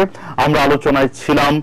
আরিফ জেতিক, আপনি শুনতে পাচ্ছিলেন আমাদের অন্য স্টুডিওর অতিথিরা বলার চেষ্টা করছে, যে আলোচনাটা করছিলেন। আমি শুধু একটি পয়েন্ট যদি আপনার কাছে আনি, যেটি যে মুক্তিযুদ্ধ নিয়েও আমাদের এখানে মুক্তিযুদ্ধের চেতনা প্রশ্ন, সেটাকে ব্যবহার করা কিংবা সেইটার প্রশ্নে অবস্থান, রাজনৈতিক দলগুলোর মধ্যে আমরা ভিন্ন ভিন্ন অবস্থান দেখতে পাই। আপনি কি মনে করেন এটা কি তরুণদের কাছে গ্রহণযোগ্য? তরুণরা কি এই জায়গায় একটা কমন গ্রাউন্ডে রাজনৈতিক দলগুলোকে দেখতে চায় না? এখানে আমার কাছে মনে হচ্ছে কি মুক্তিযুদ্ধের চেতনায় কমন গ্রাউন্ডটা কিন্তু আছে। খুব বড় বড় রাজনৈতিক দলগুলো যে খুব বেশি, এর মধ্যে যে ছোটখাটো ঐতিহাসিক ব্যাপারগুলো আছে যে আমার কি ভূমিকা ছিল, ওই দলের ভূমিকা কম ছিল, আমার এই জায়গায় বেশি ছিল, এই ধরনের বিতর্ক থাকবে। এগুলো আসলে ইতিহাসে স্পষ্টীকরণ করা এখনো সময় আছে এবং সেটা ধীরে ধীরে পরিষ্কার হচ্ছে। তরুণরা নিজেরাও নিজেদের মতো ইতিহাস চর্চা করছেন এবং এখন অনেক ধরনের ইতিহাস খুঁড়ে বের করা হচ্ছে। এর বাইরে যে জিনিসটা হচ্ছে, জামাতে ইসলাম বা জামাত শিবিরের যে অংশটা আছে তারা তো সরাসরি মুক্তিযুদ্ধের বিপক্ষ শক্তি। সুতরাং বিপক্ষ শক্তি তারা তাদের একটা বয়ান নিয়ে মাঠে থাকবে। এর বাইরে আমার কাছে মনে হয় না যে তরুণ সমাজের 1971 প্রশ্ন মুক্তিযুদ্ধ, আমরা তো জামাত ইসলামকে নিয়ে জোটবদ্ধ রাজনীতি করতে দেখছি, আপনি যেটি বলছেন। হ্যাঁ, সেটা তো তারা করছেন এবং সেটা তরুণদেরকে, সেটা আমার কাছে মনে হয় না যে তরুণদেরকে খুব বেশি বিভ্রান্ত করতে পারছে। যদি সেটা পারতো তাহলে একটা বড় সংখ্যক তরুণ হয়তো ওইদিকে ওইভাবে একটা সমর্থন থাকতো এবং তারই একটা ছাপ হয়তো আমরা বিভিন্নভাবে পেতাম। আমার কাছে মনে হয় না, কারণ ব্যক্তিগতভাবে জামাত শিবির যে রাজনৈতিক বয়ানদের তাদের এবং তাদের যে নির্বাচনী জোট বা আন্দোলনগত জোটের শীর্ষস্থানীয় ব্যক্তিরা যে কথাগুলো বলেন, তারা নিজেরাই কতটুকু বিশ্বাস করেন না করে এটা নিয়ে মানে রাজনৈতিক ভাবে তাদের বলা, এবং তারা নিজেরা কতটুকু বিশ্বাস করেন মুক্তিযুদ্ধ 71 সালের মুক্তিযুদ্ধ একটা বাস্তবতা। এখানে আপনি কোনোভাবেই এই চেতনাকে অস্বীকার করে বাংলাদেশের রাজনীতি করা সম্ভব নয়। যারা করছেন, করার চেষ্টা করছেন, তারা ধীরে ধীরে ক্ষয়ে যাচ্ছেন এবং আগামীতে তারা আরো বেশি ক্ষয়ে যাবেন, কারণ মুক্তিযুদ্ধকে অস্বীকার করে বাংলাদেশ হয় না এবং বাংলাদেশ না হলে বাংলাদেশের রাজনীতি করা যায় না। এটা খুবই পরিষ্কার একটা কথা। এর বাইরে যে জিনিসটা হচ্ছে, আপনার আরেকটা প্রশ্ন ছিল যে মুক্তিযুদ্ধের চেতনা, সমস্যাটা হচ্ছে কি মুক্তিযুদ্ধের চেতনাটাও কিন্তু খুব ডিফাইন না। আমরা সবাই বলি মুক্তিযুদ্ধের চেতনার কথা, মুক্তিযুদ্ধের আকাঙ্ক্ষার বাংলাদেশের কথা, মুক্তিযুদ্ধের স্বপ্নের বাংলাদেশের কথা। মুক্তিযুদ্ধের স্বপ্নটা কি ছিল, আকাঙ্ক্ষাটা কি ছিল, এটা কিন্তু আমাদের পাঠ্যপুস্তকগুলোতে খুব পরিষ্কার পরিচ্ছন্নভাবে দেওয়া নেই। অন্তত আমরা যখন লেখাপড়া করেছি সেটা আমরা কখনোই পাইনি। মুক্তিযুদ্ধের ইতিহাস বিকৃতির বিষয়টা ভিন্ন বিষয়। সেটা যেটা হয় যখনই ক্ষমতার পালাবদল ঘটে, আমরা জানি যে স্কুল কলেজের ইতিহাসের বইগুলোতে যার যার রাজনৈতিক চিন্তা ভাবনার এক ধরনের তৈরি হয়, এবং যে জিনিসটা হয়ে আসছে, ইতিহাসের বিকৃতির চেষ্টা দীর্ঘদিন ধরে হয়েছে। আমাদের কয়েক প্রজন্মকে এটা নিয়ে বিভিন্নভাবে মোকাবেলা করে নিজেদের মতো করে ইতিহাসটা খুঁড়ে বের করতে হয়েছে। কিন্তু চেতনা, স্বপ্নের যে জায়গাটা, ইতিহাসের জায়গাটা না, এই জায়গাটাও কিন্তু আমরা খুব ভালোভাবে পরিষ্কার করে আমাদের জনগণের সামনে, আমাদের তরুণদের সামনে তুলে ধরতে পারিনি। সেই যে একটু আগে রুমিনও বলছিলেন যে কথাটা, যে মানবিক মর্যাদার কথাটা যেটা আসছে, সামাজিক ন্যায় বিচারের কথা, অর্থনৈতিক মুক্তির কথা, এই বিষয়গুলো যখন স্পষ্ট থাকে না, তখনই মুক্তিযুদ্ধের চেতনা বলুন, মুক্তিযুদ্ধের স্বপ্ন বলুন, জিনিসটা অনেকটা একটা ধোঁয়াশার জায়গা তৈরি হয়। এবং এটা একটা সময় মনে হয় যে আসলে এটা কি, আমরা কোথায়, মানে আমরা এটাতে বিশ্বাস করি, আমি মুক্তিযুদ্ধে বিশ্বাস করি, কিন্তু কিভাবে এটা থেকে আমি মুক্তিযুদ্ধের মূল চেতনাকে কিভাবে বাস্তবায়ন করবো, এটা তো আমাকে কেউ আবারও আপনার কাছে আসবো। আমরা একদম সময় আমাদের হাতে খুব কম, আমরা আবারও যুক্ত হতে পেরেছি মুন্নি শাহর সাথে মার্কিন যুক্তরাষ্ট্র থেকে। আপনি কি আমাদের শুনতে পাচ্ছেন? জি, আপনি মার্কিন যুক্তরাষ্ট্রের নির্বাচনের আগের সময়কাল থেকে আছেন, নির্বাচনের পূর্ব এবং নির্বাচন পরবর্তী পুরো সময়টাই আপনি কভার করছেন, এটিএন নিউজে সংবাদ পাঠাচ্ছেন প্রতিদিনই। আপনি বাংলাদেশের শাহবাগও কভার করেছিলেন, প্রথম দিন থেকেই আপনি সেটা কভার করেছেন।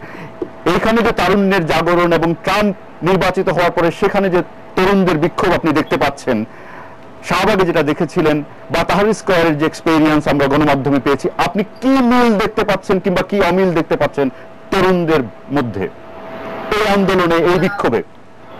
অনেক ধন্যবাদ। আমি আসলে যে তাহরির স্কয়ারের সঙ্গে শাহবাগ আর এই মার্কিন যুক্তরাষ্ট্রের তরুণদের এই যে আন্দোলন, সেটা কিনে নিতে চাই না। তাহলে স্কয়ারের যেটা, সেটা একটা অর্গানাইজড এবং কর্পোরেট ছিল, সেটা আমরা ঘটনা পরবর্তী সময় বুঝতে পেরেছি।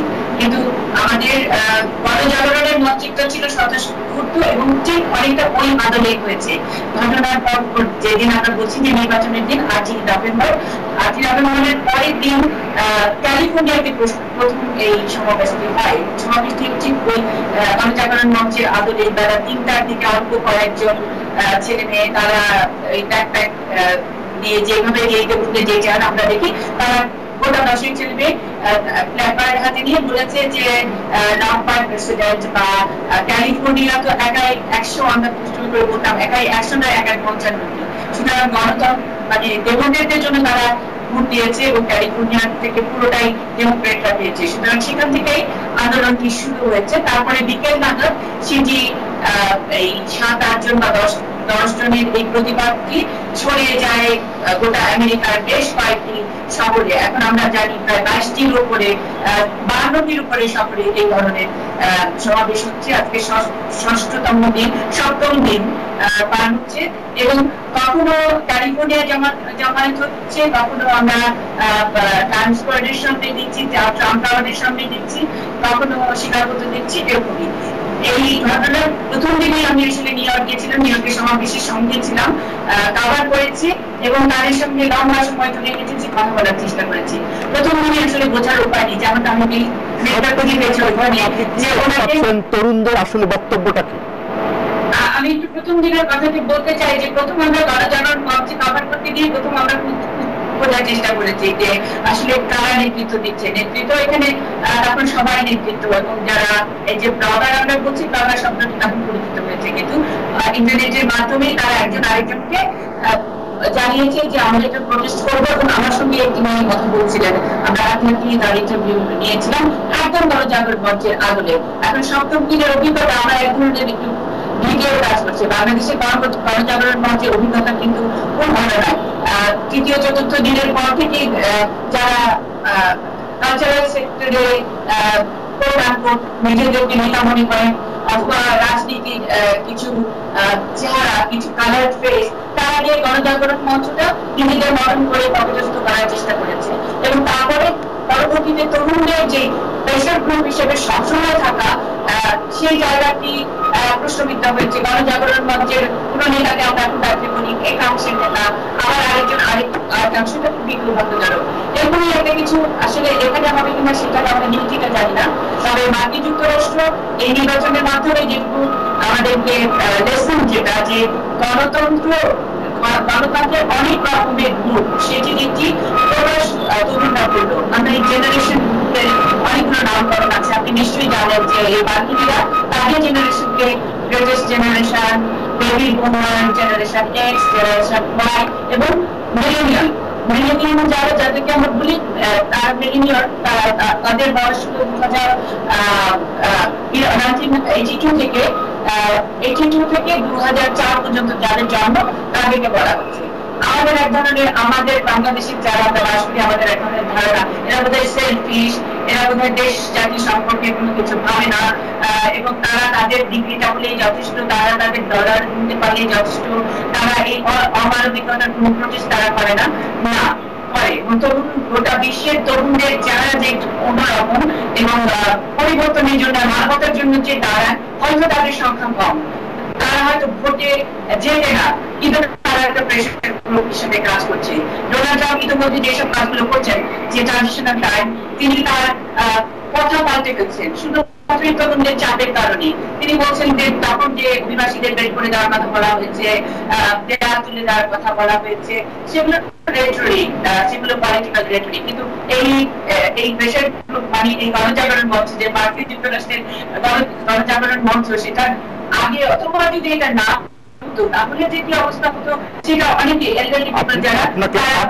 আপনাকে আমাদের সাথে যুক্ত হওয়ার জন্য অনেক ধন্যবাদ মুন্নি। আমাদের হাতে সময় খুব বেশি নেই। আপনি যেটা বলছিলেন আমরা সেটা নিয়ে এখানে একটু আলোচনা করার চেষ্টা করব।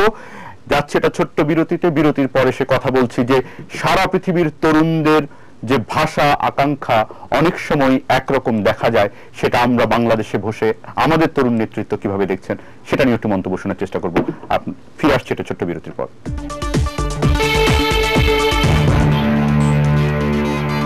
প্রিয় দর্শক, দেখছেন নিউজ আওয়ার এক্সট্রা, সরাসরি এটি নিউজের স্টুডিও থেকে। আমরা আলোচনার একেবারেই শেষ পর্বে সরাসরি চলে যাব আমাদের অন্য স্টুডিওতে। জনাব সীমান্ত তালুকদার, আলোচনায় বিরতির আগে আপনি আরিফ জেপ্তিকের মতামত শুনতে পাচ্ছিলেন। মার্কিন যুক্তরাষ্ট্র থেকে আমাদের বিশেষ প্রতিনিধি মুন্নি শাহ যুক্ত হয়েছিলেন। কিন্তু আমরা যে প্রসঙ্গটিতে একটু ফিরতে চাই সেটি হলো যে আরিফ জেপ্তি যেটা বললেন যে মুক্তিযুদ্ধের ইতিহাস নিয়ে তর্ক বিতর্ক থাকতে পারে, কিন্তু চেতনার জায়গাটি রাজনৈতিক দলগুলো ঠিক ডিফাইন করতে পারেনি। বাংলাদেশ আওয়ামী লীগ মুক্তিযুদ্ধে নেতৃত্ব দানকারী দল, আপনি কি দায় দেখেন এই বক্তব্যে? আমি বক্তব্যটার সাথে পুরোপুরি একমত নই। বাংলাদেশের মুক্তিযুদ্ধের চেতনা তারুণ্য ধারণ করেছে বলেই ৭৫-এর পর যে সর্বগ্রাসী ষড়যন্ত্র, যে সর্বগ্রাসী চক্রান্ত আমাদের মুক্তিযুদ্ধের বিরুদ্ধে পরিচালিত হয়েছে, তার বিরুদ্ধে কিন্তু তারুণ্য রক্তক্ষয়ী প্রতিরোধ গড়ে তুলেছে। যে ৭১-এর ঘাতকদের দল জামায়াতে ইসলামের ছাত্র সংগঠনের নেতৃত্বে সারা বাংলাদেশের সব শিক্ষা প্রতিষ্ঠানগুলোতে এই মুক্তিযুদ্ধের চেতনার কথা বলতে যে অসংখ্য তরুণ প্রাণ আত্মহতি দিয়েছে। আমি যেটা বলতে চাইছিলাম, এই অসংখ্য আত্মত্যাগের বিনিময়ে দীর্ঘ ২ দশকের রক্তক্ষয়ী সংগ্রাম শেষে আজকে বাংলাদেশ একটা তার গতিপথ ফিরে পেয়েছে। মুক্তিযুদ্ধের চেতনার ধারায় দেশের রাজনীতি প্রতিষ্ঠিত হয়েছে। কম বেশি সব রাজনৈতিক দল, এমনকি যেই বিএনপি ৭১-এর মুক্তিযুদ্ধের চরম বিরোধিতাকারী শাহজিজুর রহমানকে প্রধানমন্ত্রী বানিয়েছিলেন জিয়াউর রহমানের সময়, যেই বিএনপি ৭১-এর ঘাতকদেরকে জাতীয় পতাকাবাহী গাড়ি দিয়েছিলেন, মন্ত্রিত্ব দিয়েছিলেন, সেই বিএনপির অনেকে বন্ধুরা অনেকে আজকে বলছেন মুক্তিযুদ্ধের চেতনাকে রাজনীতির সব বিতর্কের ঊর্ধ্বে রাখতে হবে। কেউ কেউ বলছেন এটা একটা ভালো দিক। আর আরেকটা বিষয় বলতে পারি, আমার যেটা মনে হয়, আমরা যেই তারুণ্য, এই তারুণ্য সংঘাত, বিক্ষুব্ধ রক্তক্ষয়ী বাংলাদেশ দেখেছে, মুক্তিযুদ্ধের চেতনা লুণ্ঠনের বাংলাদেশ দেখেছে, বিদেশের টাকায়, ঋণের টাকায় ঋণগ্রস্ত ভিক্ষার ঝুলি হাতের বাংলাদেশ দেখেছে। সেই বাংলাদেশ পরিবর্তিত হয়ে আজকের তারুণ্যের কাছে বাংলাদেশ কিন্তু সম্ভাবনার বাংলাদেশ। আজকের সীমান্ত তালুকদার, আমাদের আর হাতে সময় নেই, আমরা চলে যেতে চাই ব্যারিস্টার রুমিন ফারহানা। আপনি যদি বলেন সীমান্ত তালুকদারের বক্তব্যের উত্তরে যদি, কিংবা আপনার কোনো মন্তব্য? মুক্তিযুদ্ধের চেতনা বলতে আসলে আপনি কি বোঝেন? যদি এটাকে আপনি শুধুমাত্র আপনার দলীয় মতাদর্শ এবং দলীয় দৃষ্টিকোণ থেকে আপনি ঠিক যতটুকু দেখেন ততটুকুই যদি আপনার কাছে মুক্তিযুদ্ধের চেতনা হয়ে থাকে, তাহলে সেটি হবে অত্যন্ত দুঃখজনক। আপনি যখন ইতিহাসকে আইনের শৃঙ্খলে বেঁধে আইন দ্বারা নিয়ন্ত্রণ করবার চেষ্টা করবেন এবং সেই আইনের বাইরে গিয়ে একটি কথাও বলা যাবে না, কিংবা কোনো ইতিহাস চর্চা করা যাবে না, কিংবা কোনো গবেষণা করা যাবে না, এই যদি আপনার উদ্দেশ্য এবং লক্ষ্য হয়ে থাকে, তাহলে আমি বলবো যে মুক্তিযুদ্ধের চেতনা ওখানেই সমাপ্তি হয়ে গেছে এবং এটা অত্যন্ত ক্লিশে হয়ে যায়। আর আরেকটা বিষয় আছে, মুক্তিযুদ্ধ একটা বিরাট ব্যাপার, পুঞ্জীভূত 1952 পর থেকে 69 তারপরে 71 এটা পুঞ্জীভূত ক্ষোভের একটি বহিঃপ্রকাশ। কিন্তু যখন এই 71-এর মুক্তিযুদ্ধটি হলো, তার মূল মন্ত্রটি ছিল 70-এর নির্বাচনে যখন আওয়ামী লীগের বিজয় হলো, সেই আওয়ামী লীগের হাতে ক্ষমতা যখন দেয়া হলো না, অর্থাৎ জনগণের যে মত সেই মতের প্রতি শ্রদ্ধা রাখা হলো না, জনগণের যে দাবি সেই দাবির প্রতি শ্রদ্ধা রাখা হলো না এবং নির্বাচনের প্রতি শ্রদ্ধা রাখা হলো না, তখনই কিন্তু এই বিস্ফোরণটি হয় এবং মুক্তিযুদ্ধের জন্ম হয়। তো মুক্তিযুদ্ধের মূল চেতনা একটাই কথা যদি বলা হয়, আমি সাম্য বাদ দিলাম, অন্য যে ঘোষণাপত্রে যে বাকি চেতনাগুলোর কথা ছিল সেটাও যদি আমি বাদ দিই, গণতন্ত্র যে মূল চেতনা সেটার কি অবস্থা আজকে দাঁড়িয়েছে যদি আপনি দেখেন। জনাব বেশরফ রুমিন ফারহান, আপনাকে ধন্যবাদ।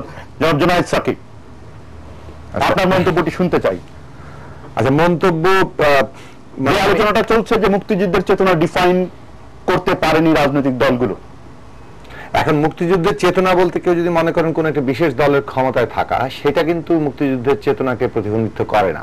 বরং মুক্তিযুদ্ধের চেতনা তো ঘোষিতই ছিল 10 এপ্রিলের সাম্য, মানবিক মর্যাদা, সামাজিক ন্যায় বিচার, কিংবা আরেকভাবে যদি বলা হয় যে আপনি বলছেন যে স্বাধীনতার ঘোষণাপত্রে যেটি ঘোষিত সেটি মুক্তিযুদ্ধের চেতনা ঘোষণা, তাহলে কিসের ভিত্তিতে যুদ্ধ হলো? যুদ্ধ তো একটা ঘোষণা দিয়ে করা হয়েছে। তারপরে যখন আবার এমনকি আমাদের যে সংবিধান প্রণীত হলো, যদিও সংবিধান প্রণয়নের প্রক্রিয়াটা বাংলাদেশের মুক্তিযুদ্ধের মধ্যে 71 সালে একটা একেবারেই ভিন্ন ঘটনা, কিন্তু 70 আর 71 এক জিনিস না। ফলে সংবিধানের প্রশ্নটি তুললেন, 72 সংবিধানের 4টি নীতিকে কি আপনি চেতনা দেখেন? হ্যাঁ, আমি অবশ্যই দেখছি। আমি বলছি যে 70 আর 72, 70-কে যে 72-এ নিয়ে আসা হলো, মাঝখানে 71 সালের মধ্যে দিয়ে যেভাবে সমস্ত মানুষ, ওই জামাত কিংবা রাজাকার আলবদররা বাদ দিলে বাকি সমস্ত মানুষের মধ্যে যে ঐক্য সৃষ্টি হয়েছিল, দলগুলোর যে অংশগ্রহণ হয়েছিল, সকলকে নিয়েই একটা নতুন সংবিধান প্রণয়নের করা দরকার ছিল। কিন্তু তারপরও যে সংবিধান প্রণীত হয়েছে সেখানেও কিন্তু একটা গণতান্ত্রিক সার্বভৌম অসাম্প্রদায়িক বাংলাদেশের কথাই মূলত বলা হয়েছে। মানে আপনি যদি এসেন্সের দিক থেকে দেখেন, মানে অর্থাৎ সুযোগের সমতা থাকবে, প্রত্যেক নাগরিক, সেটা ধর্ম, বর্ণ, জাতি যে ভিত্তিতেই হোক না কেন, তারা প্রত্যেকে তাদের জীবন এবং সম্পদ এবং মর্যাদার জায়গায় তারা নিরাপত্তা পাবেন, এবং আমরা একটা মর্যাদাপূর্ণ দেশ হিসেবে বিশ্বের বুকে দাঁড়াবো। সেই জায়গা থেকে ওই কর্মসূচিগুলো বাংলাদেশে আজকে কোন কোন জায়গায় আছে সেটা বিচার করা অত্যন্ত জরুরি। এবং সেই দিক থেকে দেখবো যে আমরা গণতন্ত্রের প্রশ্নে এমন জায়গায় এসে দাঁড়িয়েছি যে আমাদের একেবারে গণতন্ত্রের প্রথম সিঁড়ি, এটা মোটেই সর্বশেষ সিঁড়ি তো নয়, মানে এটা একেবারেই গণতন্ত্রের প্রথম সিঁড়ি, যে একটা প্রতিনিধিত্বমূলক সরকার করতে হলে জনগণ ভোট দিবেন। সেই ভোটের অধিকারটি নেই। আমরা যদি সার্বভৌমত্বের দিক থেকে দেখি, আমাদের দেশের উপরে বিদেশি প্রভুদের কর্তৃত্ব আমরা প্রতিদিন দেখতে পাচ্ছি। আমরা যদি অসাম্প্রদায়িকতার দিক থেকে দেখি, আমাদেরকে প্রতিদিন ব্রাহ্মণবাড়িয়া এবং গোবিন্দগঞ্জ মুখোমুখি হতে হচ্ছে। কাজেই এক বাক্য, পাকিস্তান একটা নির্যাতক রাষ্ট্র ছিল, সেই রাষ্ট্রের বদলে আমরা একটা গণতান্ত্রিক রাষ্ট্র চেয়েছি যেটা জনগণের পক্ষে থাকবে। আজকে রাষ্ট্র কতটা নির্মম হয়ে উঠেছে যে জনগণের ট্যাক্সের পয়সায় পুলিশ উপস্থিত থেকে আজকে আপনাকে ধন্যবাদ। রহমান, আপনার মন্তব্যটি শুনতে চাই। আপনি কি এতটা হতাশ দেখেন যে গণতান্ত্রিক প্রশ্নটি বাংলাদেশ এখন যে জায়গায় আছে? আমি মনে করি আমরা 4 জনের মধ্যে কেউ খুব হতাশ না। বাস্তবতা হচ্ছে আমাদের পলিটিক্স যদি ফেইলড হতো তাহলে আমরা সিরিয়া থাকতাম, আফগানিস্তান থাকতাম। আমাদের পলিটিক্সের মধ্যে ডিসফাংশনালিটি আছে, প্রবলেম আছে, কিন্তু we are not a failed state. আমাদের দেশের অনেক অর্জন আছে। আমি একটা জায়গায় অবশ্যই একমত যে একদিনের নির্বাচন দ্বারা গণতন্ত্র কখনোই প্রতিষ্ঠিত হয় না। আমাদের দুর্ভাগ্য যে একদিনের নির্বাচনকে কেন্দ্র করেই আমাদের গণতন্ত্রের ডিবেটটা ধ্বংস হয়েছে। 4 বার নির্বাচন হয়েছে, 4 বার ক্ষমতার হাত বদল হয়েছে 91 থেকে 2016-এর মধ্যে, কিন্তু সুশাসন প্রতিষ্ঠিত হয়নি, আইনের শাসন প্রতিষ্ঠিত হওয়া নিয়ে প্রশ্ন আছে। তাই আমাদেরকে গণতন্ত্রকে আর একটু বড়ভাবে চিন্তা করতে হবে। আজকে কিন্তু আমেরিকাতে একটি নির্বাচন হওয়ার পরও হাজার হাজার মানুষ রাস্তার মধ্যে। তাতে বুঝতে হবে যে নির্বাচন ইকুয়াল টু ডেমোক্রেসি নয়। আমাদের বুঝতে হবে কিছু বেসিক ভ্যালুর জায়গায় আমাদের ঐক্যমত হতে হবে, সেটা সেকুলারিজম হতে পারে, সেটা হিউম্যান রাইটস হতে পারে, সেটা রুল অফ ল হতে পারে, এবং আমরা যারা তরুণ প্রজন্ম তাদেরকে একটা মতের পার্থক্য থাকবে, কেউ বিএনপি করবে, কেউ আওয়ামী লীগ করবে, কেউ কমিউনিস্ট পার্টি করবে, we do not have to chase the same Bangladesh, but there must be some basic pillar, and that pillar cannot have, আমি যদি একটু শেষ করি, that pillar cannot have Jamaat Islam, that pillar cannot have any element যেটা আমাদের anti liberation force হিসাবে চিহ্নিত। আপনাকে ধন্যবাদ ডক্টর আশিকুর রহমান। একটা রাজনৈতিক ব্যবস্থা থাকতে হবে। আরিফ জেফতেক, একদম শেষ মন্তব্য আপনি 10 সেকেন্ড সময় যদি করেন। সেই আগের জায়গাতেই গেলাম, মুক্তিযুদ্ধের চেতনার কথা, আমরা যে মুক্তিযুদ্ধের চেতনার কথা বলি সেটাকে আরো অনেক বেশি পরিষ্কার এবং স্পষ্টীকরণ করে আমাদের প্রতিটি মানুষ যদি আমরা নিজেদের মধ্যে চর্চা করি আসলে, তাহলে রাষ্ট্র, দেশ এবং জাতিকে আমরা আসলে কিছু দিতে পারবো, এবং রাষ্ট্র, দেশ ও জাতিকে নিয়ে আমরা এগুতে পারবো। কারণ পরস্পর কাদা ছোড়াছুড়ির মাধ্যমে এবং অন্যান্য জিনিসের মাধ্যমে মুক্তিযুদ্ধের চেতনার মতো একটা বিশাল ব্যাপারকে যদি আমরা তরুণ সমাজের হাতছাড়া করে ফেলি, তাহলে সেটা আমাদের কারোর জন্যই ভালো হবে না। আপনাদের সবাইকে ধন্যবাদ আমাদের সাথে আজকের এই বিশেষ আয়োজনে যুক্ত হওয়ার জন্য। আমরা আগামীকাল আবার নিউজ আর এক্সট্রায় হাজির হব, এবং এরকমই প্রতিদিনের কোনো বিষয় নিয়ে তরুণদের ভাবনা আমরা বোঝার চেষ্টা করেছি। আজকে আমাদের তরুণ নেতৃত্ব কি ভাবছেন সেটা নিয়ে। আমরা আগামীকাল হয়তো অন্য কোনো বিষয় নিয়ে আসবো। সকালে দেখবেন পুনঃপ্রচার 9:30 এবং আগামীকাল রাত 9:30 আবারও নিউজ আর এক্সট্রায় আপনাদের স্বাগত জানিয়ে শেষ করছি আজকের মতো।